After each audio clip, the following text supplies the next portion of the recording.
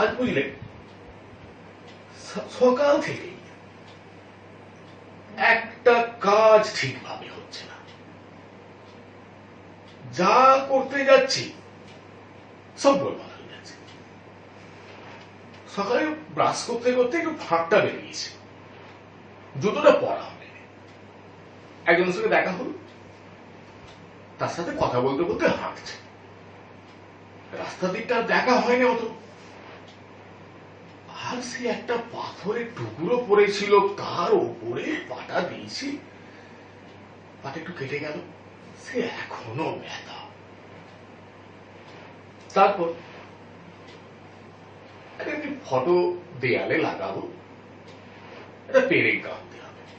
একটা পেরেক নিয়েছি, হাতুড়ি দিয়ে দেয়ালে পেরেকটাকে লাগালাম, ঘা মারছে। 3 বার 4 বার ঘা মারলাম, গাঁথতে আর পারছি না। তারপর পেরেকটা হাতে নিয়ে ভালো করে দেখলাম, ও বাবা, এ তো অগ্রভাগটা ভোঁতা। তার খানিকক্ষণ পরে একটা খাতা সেলাই করার প্রয়োজন ছিল। সুস্থ তো নিয়েছি, খাতা সেলাই করবো বলে সেলাই করছি, মানে বল প্রয়োগ করছি, হচ্ছে না। আরো জোরে বল প্রয়োগ করলাম, সেলাই তো হলোই না, উল্টে আমার সূচটা ভেঙে গেল। ভাঙা টুকরোটা হাতে নিয়ে দেখি, এরও তো অগ্রভাগটা ভোঁতা। আমি প্রণব কুমার গাঙ্গুলি, হুগলি জেলার শ্যামপুর উচ্চ বিদ্যালয়ের শিক্ষক এবং ছায়া প্রকাশনীর 9ম ও 10ম শ্রেণীর ভৌত বিজ্ঞান ও পরিবেশ এবং ভৌত বিজ্ঞান শিক্ষক বইয়ের লেখক। আজ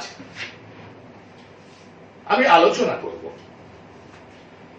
9ম শ্রেণীর ভৌত বিজ্ঞানের একটি অধ্যায়, পদার্থের গঠন ও ধর্ম এর একটি অংশ, তরলের চাপ।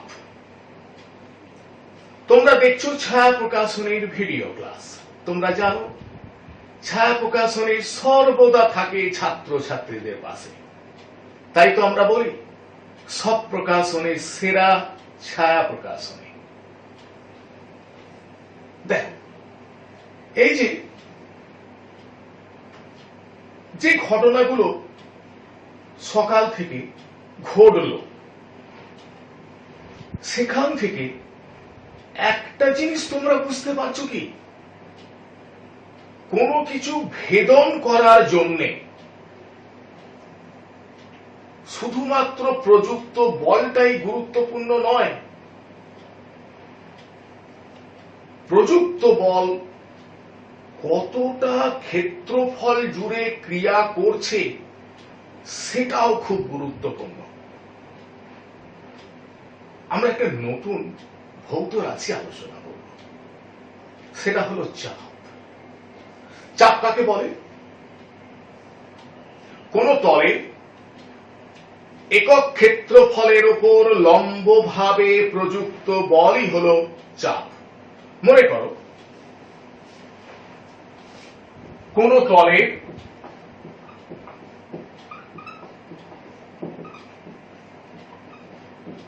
ক্ষেত্রফল সমান a, তলের ওপর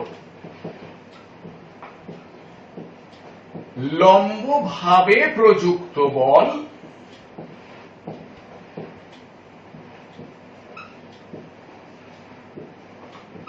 সমান F।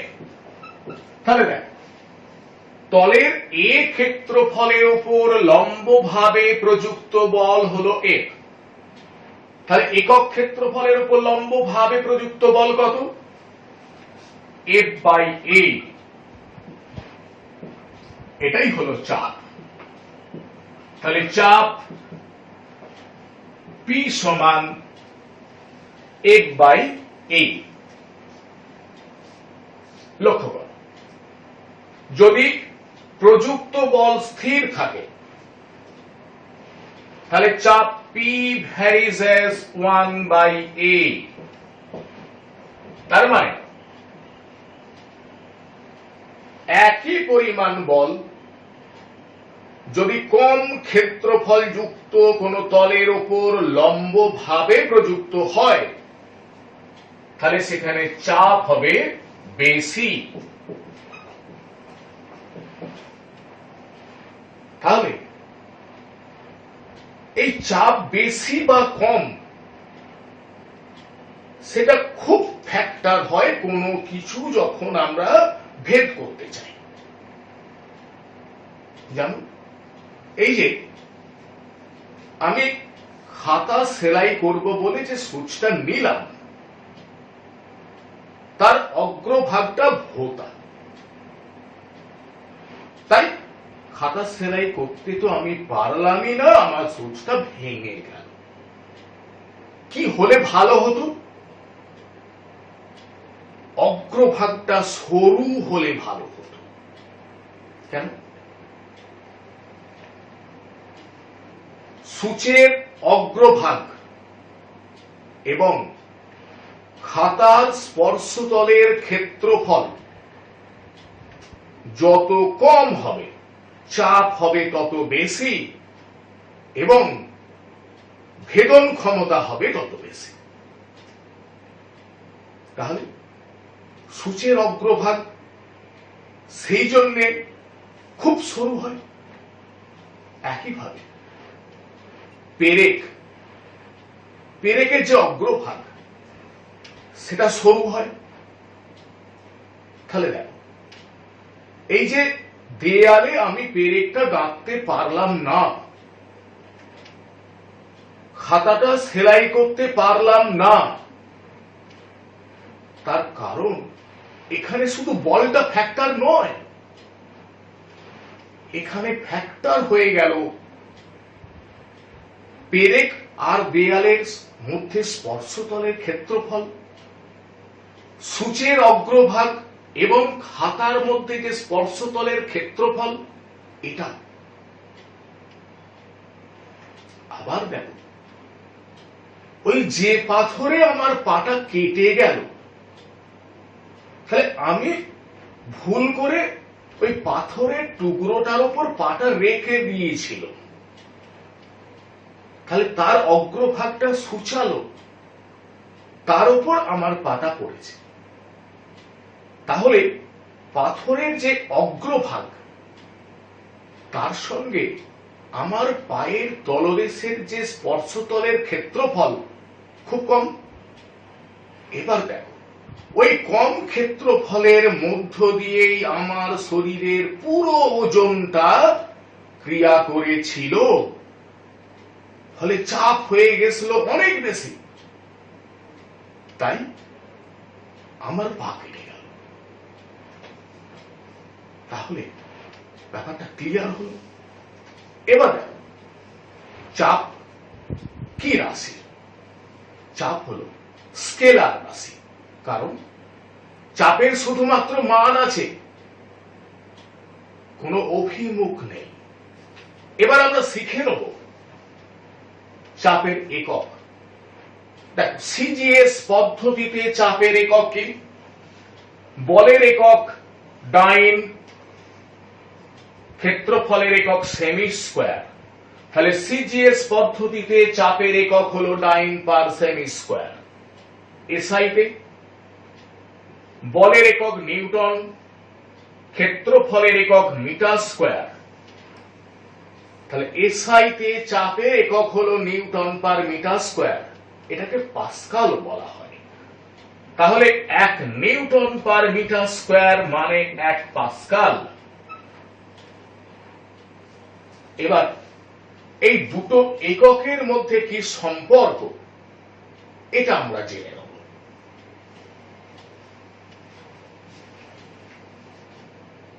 তাহলে 1 পাস্কাল সমান 1 newton per metre square. 1 newton মানে 10 টু দি পাওয়ার 5 ডাইন। এবার 1 মিটার স্কোয়ার মানে কত সেমি স্কোয়ার? এটাকে আমরা নির্ণয় করে নিই। দেখো 1 মিটার স্কয়ার সমান 1 মিটার ইন্টু 1 মিটার, 100 সেমি ইন্টু 100 সেমি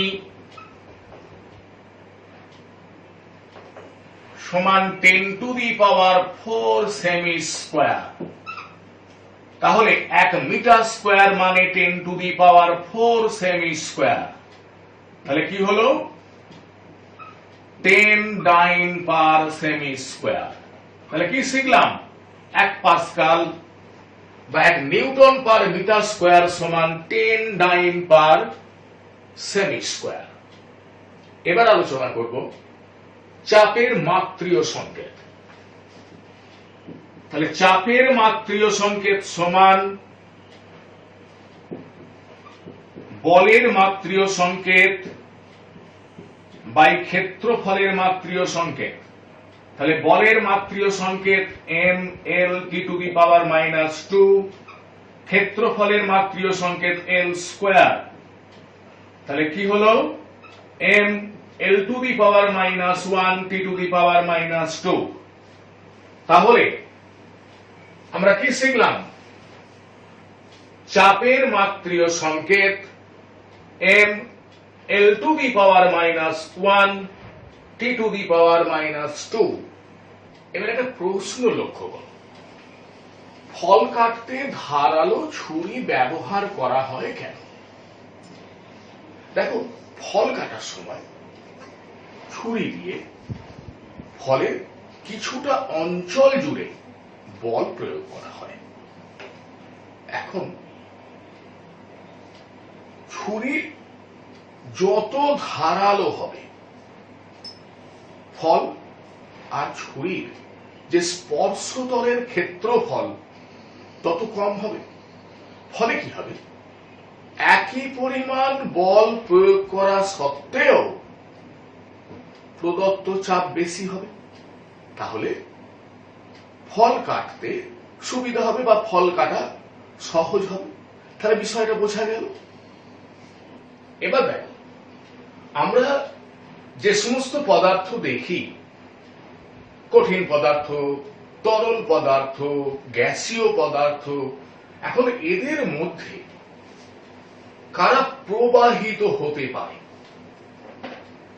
দেখো আমরা দেখেছি তরল পদার্থ প্রবাহিত হয়, নদী দিয়ে জল প্রবাহিত হচ্ছে, নল দিয়ে জল প্রবাহিত হচ্ছে, তরল প্রবাহিত হয় আমরা দেখেছি। আবার যখন ঝড় হয় তীব্র বেগে বায়ু প্রবাহ যায়, মানে গ্যাসীয় পদার্থ প্রবাহিত হয়। তাহলে এই যে পদার্থগুলো আমরা দেখেছি তার মধ্যে তরল পদার্থ আর গ্যাসীয় পদার্থ প্রবাহিত হতে পারে, এদের বলা হয় প্রবাহী। তাহলে দেখো প্রবাহী কাকে বলে না, যে সব পদার্থ প্রবাহিত হতে পারে সেই পদার্থকে প্রবাহী বলা হয়। এবার দেখো কোন একটা পাত্রে যদি প্রবাহী থাকে, প্রবাহী সেই পাত্রের তলদেশে পাত্রের গায়ে সর্বদা লম্বভাবে বল প্রয়োগ করে। তাহলে এখানে আমরা একটা নতুন রাশি শিখব, প্রবাহীর ঘাত কি। কোন প্রবাহী তার সংলগ্ন কোন তলের উপর লম্বভাবে যে বল প্রয়োগ করে তাকে প্রবাহীর ঘাত বলে। এখন প্রবাহীর মধ্যে যদি কোনো বিন্দু বিবেচনা করি, সেই বিন্দুর চারিদিকে একক ক্ষেত্রফলের উপর প্রবাহী লম্বভাবে যে বল প্রয়োগ করে সেটাই হলো প্রবাহীর মধ্যে ওই বিন্দুতে প্রবাহীর চাপ। এবার আমরা স্থির তরলের অভ্যন্তরে কোন বিন্দুতে তরলের জন্য চাপের রাশিমালা নির্ণয় করব। মনে করো একটা পাত্র, পাত্রে ডি ঘনত্বের একটি তরল আছে, স্থির তরল। পাত্রের অভ্যন্তরে উপরিপৃষ্ঠ থেকে, মানে তরলের উপরিপৃষ্ঠ থেকে এইচ গভীরতায় একটা বিন্দু এম ধরে নিলাম। এই এম বিন্দুতে তরলের জন্য চাপ নির্ণয় করতে হবে। এর জন্য কি করব, এই বিন্দু চারিদিকে ক্ষুদ্র বৃত্তাকার অনুভূমিক তল কল্পনা করলাম, যার ক্ষেত্রফল এ। এখন এই বৃত্তাকার তলের পরিধির প্রতিটা বিন্দু থেকে উপরিতলের উপর যদি লম্ব টানা হয়, তাহলে দেখো একটা লম্ব বৃত্তাকার চোঙ পাওয়া যাচ্ছে। তাহলে এই লম্ব বৃত্তাকার চোঙের মধ্যে থাকা তরলের ওজন উলম্ব ভাবে নিচের দিকে ক্রিয়া করছে। এইটা যদি এফ হয়, তাহলে এই এফ এ ক্ষেত্রফল যুক্ত তলের ওপর লম্ব ভাবে ক্রিয়াশীল বল। তাহলে এম বিন্দুতে তরলের জন্য চাপ পি সমান এফ বাই এ। এখন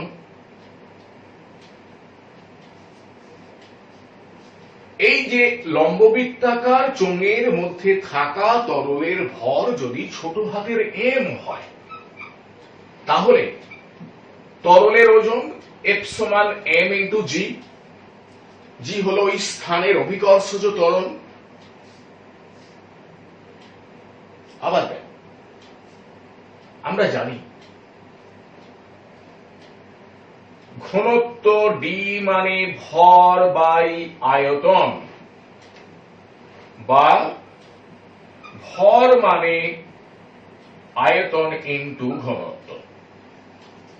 তাহলে লম্ববৃত্তাকার চোঙের মধ্যে থাকা তরলের আয়তন যদি ভি হয়, তাহলে তরলের ভর কত? V into D. তাহলে ভি ইন্টু ডি ইন্টু জি। আবার দেখো, এই লম্ববৃত্তাকার চোঙের আয়তন মানে ভূমির ক্ষেত্রফল ইন্টু উচ্চতা। তাহলে ভি সমান কি? A into H. তাহলে এফ সমান কি পেলাম? A H D G. এখানে বসাচ্ছি। তাহলে A H D G by A, A কেটে গেল। তাহলে পি সমান কি পেলাম? H D G. তাহলে স্থির তরলের মধ্যে মুক্ত পৃষ্ঠ থেকে এইচ গভীরতায় তরলের জন্য চাপ পি সমান এইচ ডি জি। এবার দেখো, আমরা তাহলে এই যে চাপ ঘাত যেটা শিখলাম, সেখান থেকে আমরা একটা কথা বলতেই পারি, তরলের ঘাত সমান তরলের চাপ ইনটু ক্ষেত্রফল।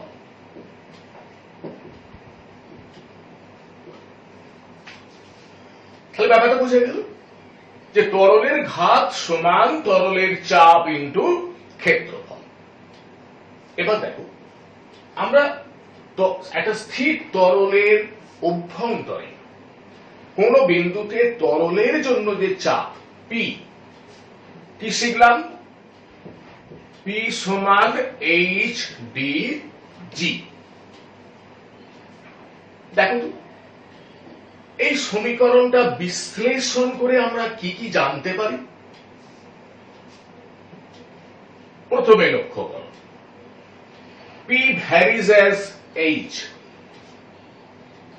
মনে করো কোন নির্দিষ্ট স্থানে, মানে অভিকর্ষজ ত্বরণটা নির্দিষ্ট,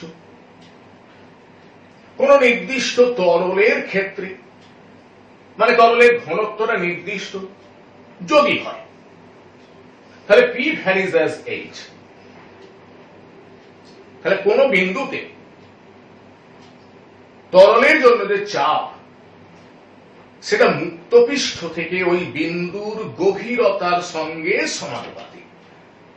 তাহলে গভীরতা যত বাড়বে, তরলের জন্য চাপ তত বাড়বে।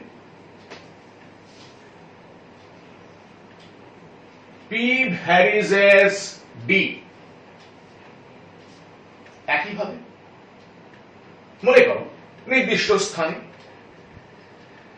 অভিকর্ষ ত্বরণ নির্দিষ্ট, কতগুলো পাত্রে স্থির তরল আছে, বিভিন্ন তরল, কোন নির্দিষ্ট গভীরতায় তরলের জন্য যে চাপ, সেটা ওই তরলের ঘনত্বের সঙ্গে সমানুপাতিক। মানে যে তরলের ঘনত্ব বেশি, তার ক্ষেত্রে তরলের জন্য চাপ মুক্তপৃষ্ঠ থেকে নির্দিষ্ট গভীরতায় বেশি হবে। মনে করো দুটো পাত্রে, একটাতে জল আছে, একটাতে কেরোসিন আছে। মুক্তপৃষ্ঠ থেকে মনে করো 5 সেমি গভীরতায় জলের জন্য চাপ কেরোসিনের জন্য চাপ অপেক্ষা বেশি হবে, কারণ কেরোসিন অপেক্ষা জলের ঘনত্ব বেশি। তাহলে এই দুটো ব্যাপার আমরা বুঝলাম। এবার দেখো, যেখানে অভিকর্ষ নেই, মানে অভিকর্ষহীন স্থান, সেখানে তরলের কোন বিন্দুতে চাপও নেই, চাপ শূন্য। তাহলে দেখো, এই যে তরলের চাপের বৈশিষ্ট্য, 3 নম্বর 4 নম্বর, এই দুটো পয়েন্ট আমি আলোচনা করলাম। এখন একটা স্থির তরলের মধ্যে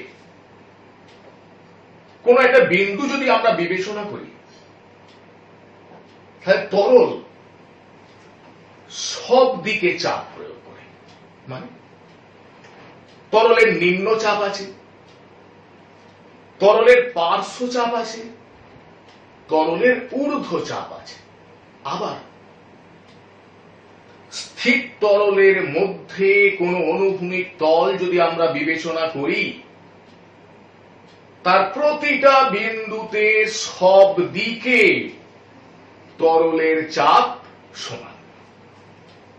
তাহলে এগুলো হল তরলের চাপের বৈশিষ্ট্য। এবার ধরো যদি একটা প্রশ্ন এমন থাকে যে একটা পাত্রে ডি ঘনত্বের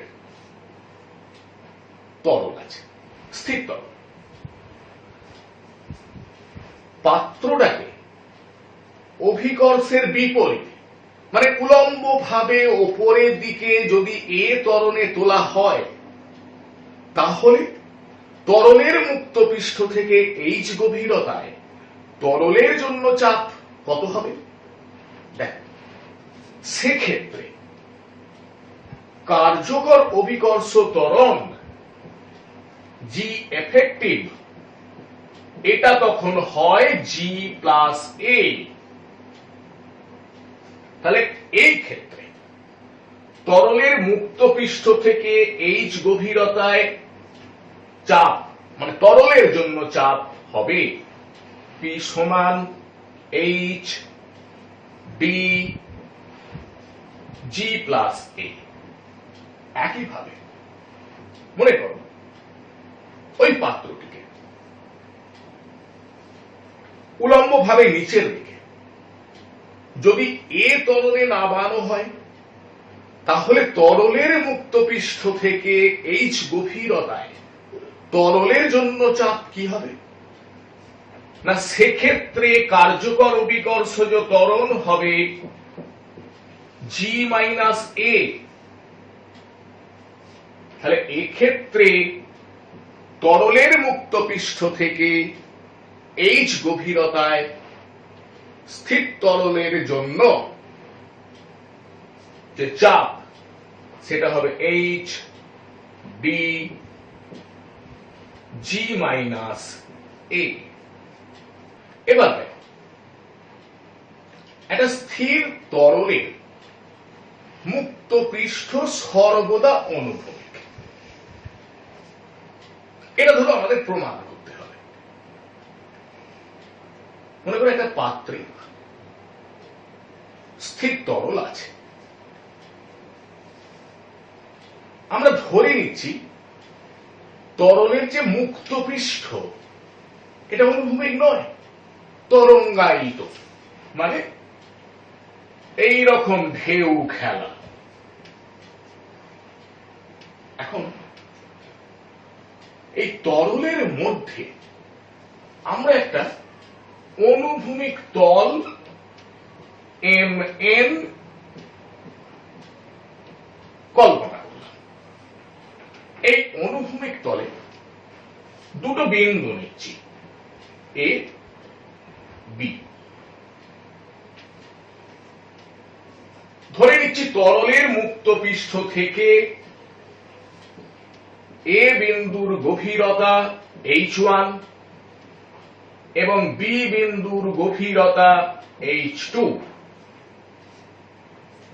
তাহলে এ বিন্দুতে তরলের জন্য চাপ কত, পি এ সমান H1 dg,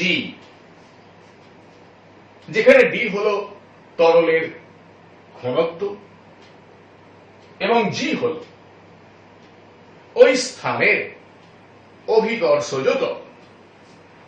তাহলে বি বিন্দুতে তরলের জন্য চাপ পিবি সমান H2 dg। এবার দেখো আমরা একটু আগে শিখেছি যে স্থির তরলের অভ্যন্তরে যে কোনো অনুভূমিক তলের উপর যে কোনো বিন্দুতে তরলের জন্য চাপ সমান। তাহলে পি এ সমান পিবি বা H1 dg সমান H2 dg বা H1 সমান H2। তাহলে কি হলো না, তরলের মুক্ত পৃষ্ঠ থেকে এ বিন্দুর যা গভীরতা বি বিন্দুরও তাই গভীরতা, আবার এ আর বি বিন্দু একই অনুভূমিক তলের উপর আছে। তাহলে তরলের মুক্ত পৃষ্ঠ অনুভূমিক। আমরা যেটা ধরেছিলাম তরঙ্গায়িত, সেটা ঠিক নয়। তাহলে ব্যাপারটা ক্লিয়ার হলো। এবার দেখো এখান থেকে কয়েকটি গাণিতিক সমস্যা আলোচনা করব। প্রথম প্রবলেমটা লক্ষ্য করো। 50 কেজি ভরের এক ব্যক্তি তার বাম পায়ের গোড়ালির ওপর ভর দিয়ে দাঁড়িয়ে আছেন। তার গোড়ালির ক্ষেত্রফল 4 সেমি স্কয়ার হলে ওই ব্যক্তি ভূমিতে কি পরিমাণ চাপ দিচ্ছেন। তাহলে দেখো ব্যক্তি তার বাম পায়ের গোড়ালির উপর ভর দিয়ে দাঁড়িয়ে আছে, তার মানে তার শরীরের যে ওজন সেটা ওই গোড়ালির মধ্য দিয়ে উলম্ব ভাবে নিচের দিকে ক্রিয়া করছে। তাহলে চাপ পি সমান ব্যক্তির ওজন ডব্লিউ আর গোড়ালির যে ক্ষেত্রফল সেটা যদি এ আমরা ধরি, তাহলে ভূমিতে কি পরিমাণ চাপ দিচ্ছেন? পি সমান ডব্লিউ বাই এ। এবার কি কি দেয়া আছে দেখি। ব্যক্তির ভর কত? 50 কেজি। এসআইতে অভিকর্ষজ ত্বরণ জি মানে হচ্ছে 9.8 মিটার পার সেকেন্ড স্কয়ার। তাহলে ব্যক্তির ওজন ডব্লিউ সমান এম ইন্টু জি। তাহলে এম হলো 50, জি কত? 9.8। এবার দেখো KG metre per second square মানে নিউটন। তাহলে পি সমান ব্যক্তির ওজন 50 ইন্টু 9.8 নিউটন। এটা আমরা বসিয়ে দিলাম। এবার দেখো গোড়ালির ক্ষেত্রফল 4 সেমি স্কয়ার। তাহলে এটাকে আমাদের মিটার স্কয়ার এককে নিয়ে যেতে হবে। তোমাদের আমি আজকেই শিখিয়েছি যে 1 মিটার স্কয়ার সমান 10 টু দি পাওয়ার 4 সেমি স্কয়ার। তাহলে 1 সেমি স্কয়ার মানে কি না 1 by 10 to the power 4 metre square মানে 10 to the power minus 4 metre square. তাহলে এই যে এ কত? 4 সেমি স্কয়ার। তাহলে 4 into 10 to the power minus 4 metre square. তাহলে ক্যালকুলেশন করলে হবে 1.225 into 10 to the power 6 newton per metre square. এবার দেখো 2 নম্বর প্রবলেম। একটি বিকারে সমান ওজনের পারদ ও জল আছে। দুই তরলের মোট উচ্চতা 43.8 সেমি। পাত্রের তলদেশে মোট চাপ কত? মনে করো এটা একটা পাত্র, নিচে আছে পারদ,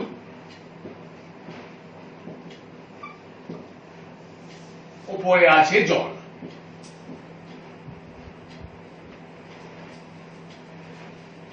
তাহলে এখানে ধরে নিচ্ছি,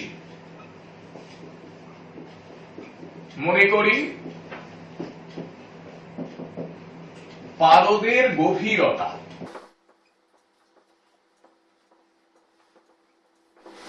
H1 সমান 8 সেমি। তাহলে অতএব জলের গভীরতা কত? H2 সমান 43.8 মাইনাস 8 সেমি। কারণ দুই তরলের মোট উচ্চতা 43.8 সেমি। এখন আমরা ধরে নিচ্ছি বিকারের প্রস্থচ্ছেদের ক্ষেত্রফল এ। বিকারের প্রস্থচ্ছেদের ক্ষেত্রফল এ সেমি স্কয়ার। তাহলে প্রথম শর্তটা লক্ষ্য, একটি বিকারে সমান ওজনের পারদ ও জল আছে। তাহলে শর্তানুসারে পারদের ওজন সমান জলের ওজন। তাহলে আগে দেখে নাও পারদের ঘনত্ব D1 সমান 13.6 গ্রাম পার সেমি কিউব। জলের ঘনত্ব D2 সমান 1 গ্রাম পার সেমি কিউব। তাহলে পারদের ওজন কত? না, পারদের আগে আয়তনটা দেখে নিন।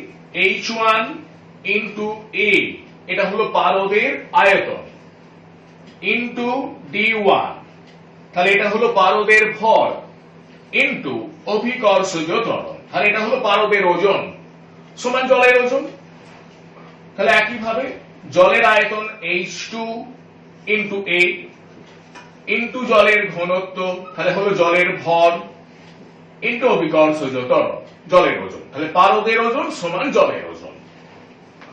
বা A G কেটে গেল, তাহলে H1 D1 সমান H2 D2, এটা রইল।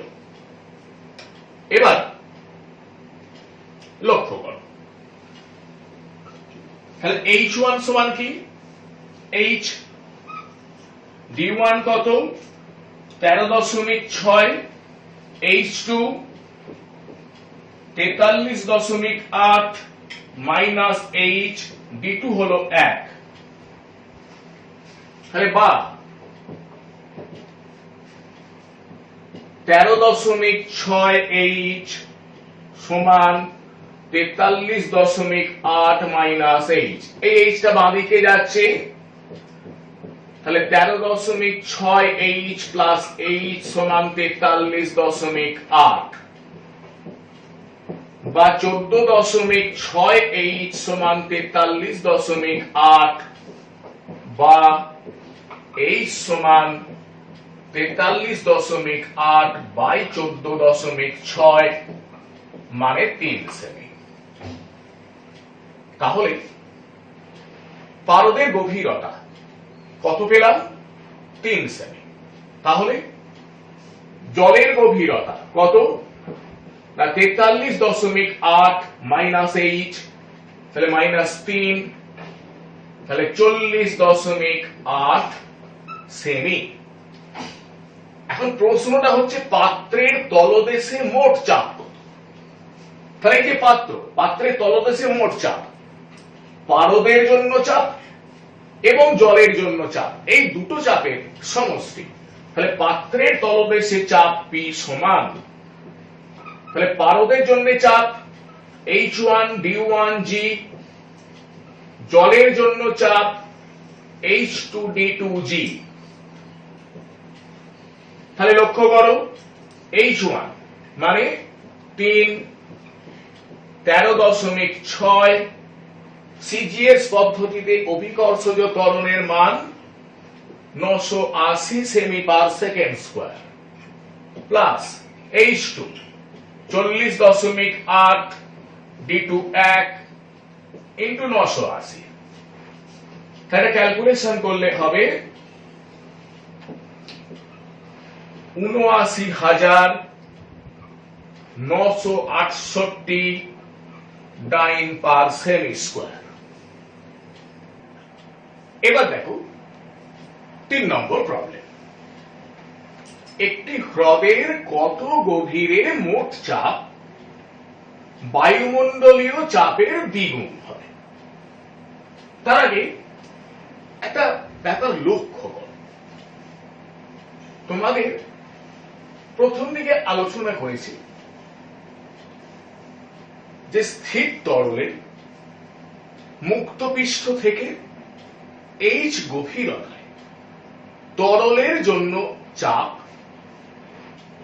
P সমান H D G, যেখানে D হলো তরলের ঘনত্ব, G হলো ওই স্থানের অভিকর্ষজ ত্বরণ। মনে করো এটা একটা পাত্র, এই পাত্রে একটা তরল আছে D ঘনত্বের, এইটা হলো মুক্ত পৃষ্ঠ থেকে H গভীরতায় থাকা একটি বিন্দু। এখন তরলের এই যে মুক্ত পৃষ্ঠ, এখানে বায়ুমণ্ডল চাপ দিচ্ছে। তাহলে এই যে বিন্দু, এই বিন্দুতে মোট চাপ কত? তাহলে মোট চাপ হচ্ছে P1 সমান বায়ুমণ্ডলের চাপ, এটাকে যদি PA ধরি, যুক্ত তরলের জন্য চাপ।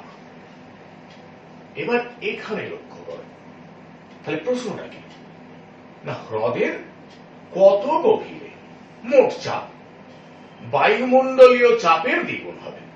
এবার মনে করো একটা হ্রদ আছে, তার H গভীরতায় চাপটা বায়ুমণ্ডলীয় চাপের দ্বিগুণ। তাহলে মোট চাপ P1 এটা কি না বায়ুমণ্ডলীয় চাপের দ্বিগুণ। তাহলে মোট চাপ মানে কি বায়ুমণ্ডলীয় চাপ যুক্ত H গভীরতায়, বিন্দুটা আমরা ধরেছি, তার মানে H গভীরতার জলের চাপ সেটা কত? HdG। তাহলে 2 into PA, তাহলে HdG সমান 2PA minus PA। তাহলে HdG সমান PA। তাহলে H, এখানে ডিটা কি জলের ঘনত্ব, কত? 1 গ্রাম পার সেকেন্ড। যেটা রাখলাম। PA বায়ুমণ্ডলের চাপ, মানে 76 সেন্টিমিটার পারস্তম্ভের চাপ। তাহলে দেখো 76 সেমি, পারদের ঘনত্ব সিজিএস পদ্ধতিতে 13.6 গ্রাম পার সেমি কিউব ইন্টু অভিকর্ষজ ত্বরণ। তাহলে অভিকর্ষজ ত্বরণ উভয় পক্ষ থেকে কেটে গেল। তাহলে H সমান কি হবে? 1033.6 সেমি, মানে 10.336 মিটার। তাহলে কি বুঝলাম? যে একটি হ্রদের 10.336 মিটার গভীরতায় মোট চাপ বায়ুমণ্ডলীয় চাপের দ্বিগুণ হবে। দেখ 4 নম্বর প্রবলেম। একটি শঙ্কুর উচ্চতা 50 সেমি এবং ভূমির ক্ষেত্রফল 20 সেমি স্কয়ার। শঙ্কুটিকে জল ভর্তি করে টেবিলে রাখা হলো। শঙ্কুর তলদেশে জলের ঘাত কত? লক্ষ্য করো, মনে করো এটা একটা শঙ্কু, এটা জলপূর্ণ রয়েছে। তাহলে শঙ্কুর উচ্চতা কত?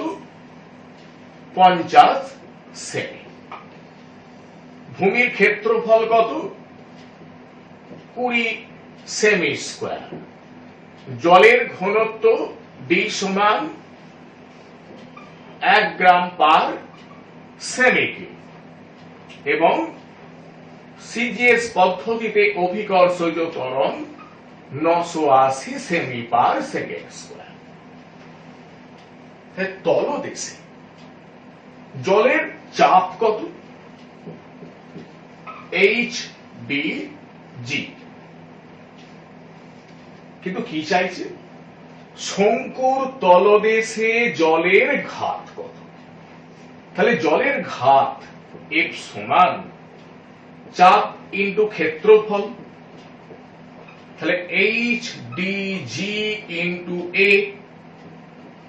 তাহলে H 50 সেমি, D 1 গ্রাম পার সেমি কিউব, অভিকর্ষজ ত্বরণ 980 semi per second square, A 20 semi square. তাহলে লক্ষ্য করো 980 এটা গুণ করে হচ্ছে 1000। তাহলে 9 8 4টে 0 এত ডাইন। তাহলে আমরা জানি 10⁵ ডাইন মানে 1 নিউটন। তাহলে এটাকে যদি আমরা 10⁵ দিয়ে ভাগ করি তাহলে নিউটনে পাবো। তাহলে 9.8 নিউটন। আজ তরলের চাপ সংক্রান্ত যে আলোচনা এখানেই শেষ করছি। তোমরা সকলে ভালো থেকো, সুস্থ থেকো।